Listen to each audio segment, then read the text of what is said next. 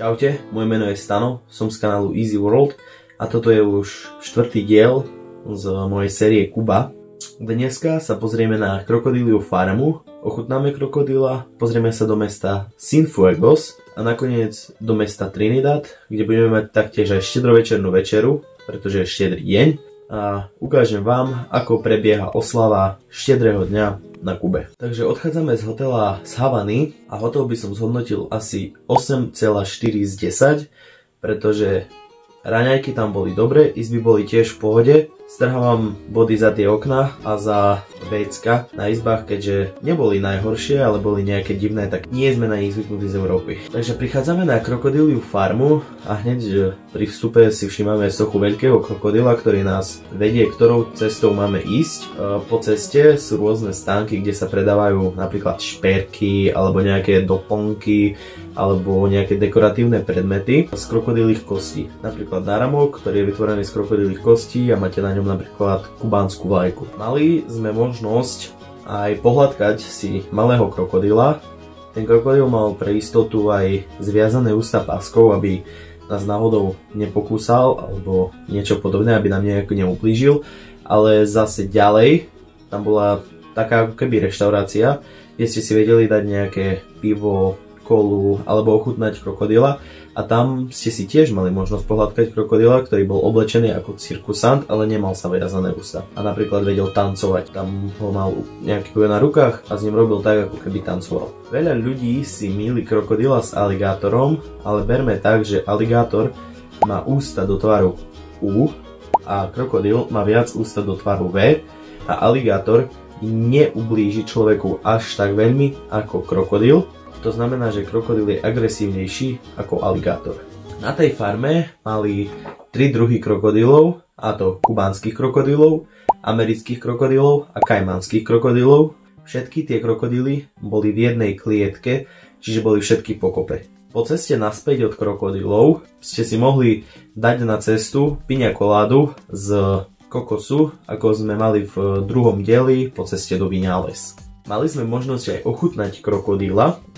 Chutí to ako kura spojené s rybou, ale je to veľmi tuhé mäso. My sme mali, ako môžete vidieť, také rezančeky z toho krokodílieho mäsa, ale bolo to tuhé, mne príde, že neochutené. Bolo tam cítiť ryby spojením s kurčaťom. Taktiež sme tam mali možnosť aj ochutnať kanadské pivo Moset a to bolo asi najpredávanejšie, najrozšírenejšie a najchutnejšie zahraničné pivo, ktoré ponúkajú na Kube, lebo ich kubánske pivo sa volá Crystal a to bolo zase lepšie ako to kanadské. Bavíme sa teraz o tých zahraničných, že to kanadské bolo najlepšie.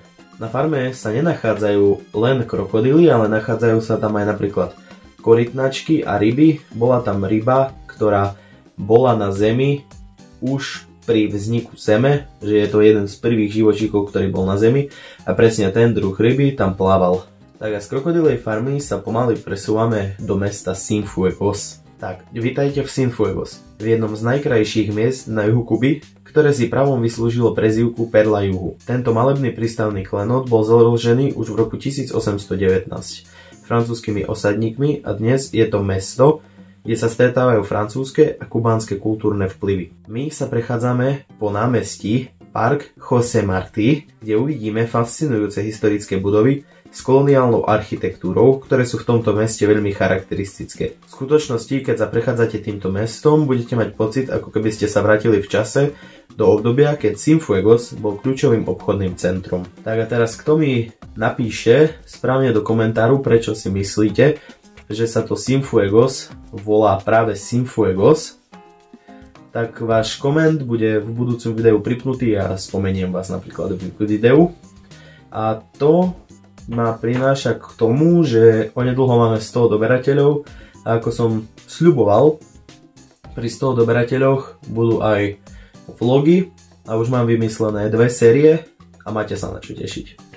Tá budova s červenou kupolou je Palacio de Gobierno.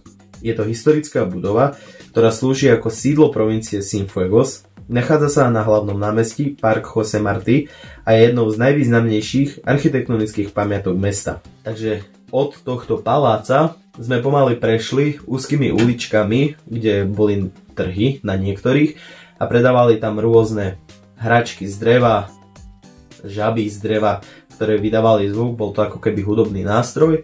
A prešli sme až k mólu, kde sa nachádzali okuliare z vyplaveného materiálu, ktoré vyplavilo more. Taktiež to bol náš prvý pohľad na Karibik. V tomto krásnom meste sme boli ešte aj na obed, kde som si dal ropa viecha. Je to kubanské národné jedlo a je to pomaly pečené hovädzie mäso, ktoré je potom trhané a podáva sa to s tou rýžou, v ktorej je fazuľa. A v tom mese sú ešte nakrájané olivy a kto tam chce dať fazuľu, ten dá fazuľu, kto nechce dať fazuľu, nedá tam fazuľu. A po takej kratšej prehliadke tohto mesta sa pomaly posúvame do ďalšieho mesta, ktoré je finálne mesto v tento deň a tým je Trinidad. A prešli sme malebnými uličkami Trinidadu, ktoré sú plné koloniálnej atmosféry a dorazili sme až k Palacio Santero, to je tá žltá budova s vežou, ktorá je jedným z najvýraznejších symbolov mesta. Tento palác bol postavený v 18. storočí a očaril nás svojou neoklasickou architektúrou a fascinujúcou históriou. Po vystúpení na veži sme mali úžasný výhľad na Trinidad a jeho okolie. V múzeu, ktoré sa dnes nachádza v tejto budove, sme sa dozvedeli o každodennom živote na Kube v minulosti a o tom, ako prosperovalo v koloniálnych časoch. Dnu ste si vedeli kúpiť suveníry, prejsť sa po už tej spomínanej veži, kde bol výhľad až na Karibik, z druhej strany na prekrásne hory, kde sa nachádzajú bane. A vedeli ste si tam kúpiť suveníry typov taká drevená tuba, do ktorej ste si vedeli skryť cigaru. Akurát tú jednu, ktorú som ukazoval v tej druhej časti, tá sa tam v pohode zmestí a to je jedna z tých dlhších cigár. Taktiež sa tam dajú kúpiť aj klasické suveníry ako magnetky, pohľadnice, náramky na hrdelníky a podobne. Vedeli ste si tam pozrieť, ako vyzerá klasická kubánska kuchyňa, obývačka a čo všetko mali možnosť zrobiť v tom období. Po prechádzke od múzea sme prišli až k Iglesia Parcial de la Santísima Trinidad. Je to jeden z najkrajších a najdôležitejších historických pamiatok mesta. Tento kostol bol postavený v 18. storočí a je nádherným príkladom koloniálnej architektúry. Dovnútra sme sa nedostali, pozerali sme si ho iba zvonku a povedali sme si, kedy bol postavený, už v tom spomínanom 18. storočí a pomaly sme sa presunuli ďalej. Prešli sme sa uličkami, kde bola cítiť vianočná atmosféra v 35 stupňových horúčavách, ale pozrite sami.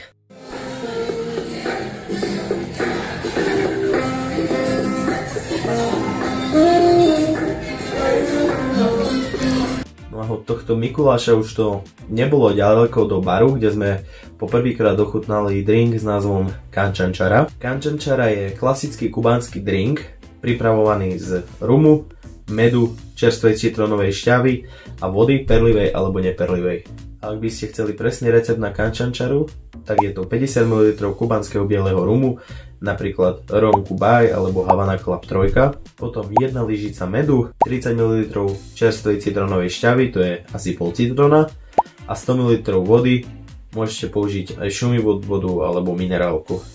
A potom, keď chcete kocky ľadu, ak to nechcete mať až tak studené, tak si tam tie kocky ľadu jednoducho nedáte. Pri odchode z Trinidadu ešte večer v meste vypadol prúd a bola tam kompletná tma. Tak a po príchode na hotel sme boli objednaní na štedrovečernú večeru, ktorá bola formou bufetových stolov. Našli ste si tam jedla od kubánskej po americkú až ku talianskej. Boli tam morské plody, grillované mäso a proste všetko. Bol tam taktiež aj obrovský výber koláčov, čo som v živote toľko koláčov pokope asi nevidel. Na kubánske pomery proste bol tam hrad postavený z koláčov. Veď si pozrite celú večeru asi sami. Rezort bol pekný a moderne zariadený na kubánske pomery. Boli sme priamo pri pláži, čiže asi nejakých 50 metrov do izby už sme mali more. Pláž bola pekná, piesočnatá, hladký piesok a po ceste naspäť z tej pláže nám ešte zaspievali Feliz Navidad.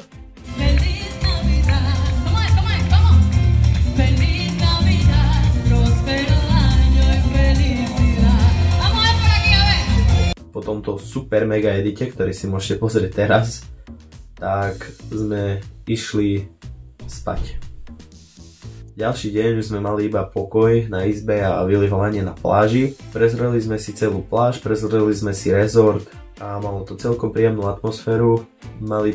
Padali tam na zem kokosy, zberali tam kokosy Kubanci a potom ste si ich od nich mohli kúpiť a to by bol koniec aj druhého dňa z Trinidadu a ja vám ďakujem za pozornosť, určite dajte like, odber a zvonček, aby vám neuniklo nové video a zase sa vidíme niekedy na budúce. Čaute.